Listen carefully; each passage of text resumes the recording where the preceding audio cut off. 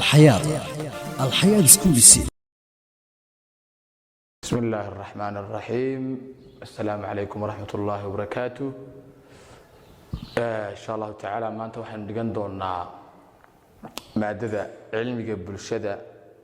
فصل ككوبات وحينو إن شاء الله تعالى أرضي ما أنت وحكير براندونا ديجانك أرضي ديجانكو وماشي نكون والله هاي النروشي نكون قاضنا أيها وحلا هذا ديجان marka waxaynu ogaan doonaa insha Allah taala dhowr shay oo kamid ah shayada deegaankeena inagu xeeran ku dhex jira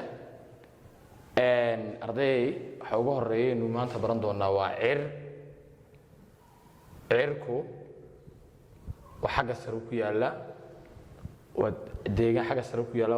waa inaga sareeya wuxuuna ka kooban yahay 7 samo marka deegaanka xagga sare waxa weeyaan inaga sareeya cirku dhulka waxaanu ka helaa faa'iidooyin badan oo kaaynu ku noolahay dhulka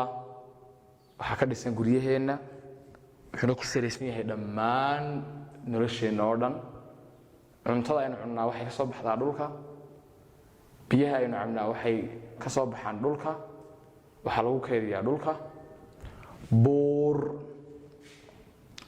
booruhu iyaguna waxay kamid yihiin shayada deegaanka nagu xeeran waxay dhulka ka ilaaliyaan dhaqdhaqaaqa waxayna inoo sahlaan ama inoo fudeeyaan ku noolaano banaan waxa la yiraahdaa meel kasta oo aan buur ahayn oo isku siman arday banaanka saas la yiraahdaa maxaa la yiraahdaa waa meel kasta oo aan isku siman oo aan kala dheerayn ayaa waxa la yiraahdaa banaan marka maanta waxaynu baranay dhul buur iyo banaan insha Allah taala arday waxaan rajaynayaa inaad si fiican u fahanteen waxaynu ayaamaha xiga ee soo socda hadii aan yiraahdo si baran doonaa oo si dhexgali doonaa deegaankeena se waxaan ardayda ku weenayaa inay ku soo celceliyaan inay qoraan haddii aanay fahminna ay la kaashadaan walaalahooda ka waaweyn wanaag baan soo rajaynayaa arday waxaan isku ognay maanta inaynu baranay dhul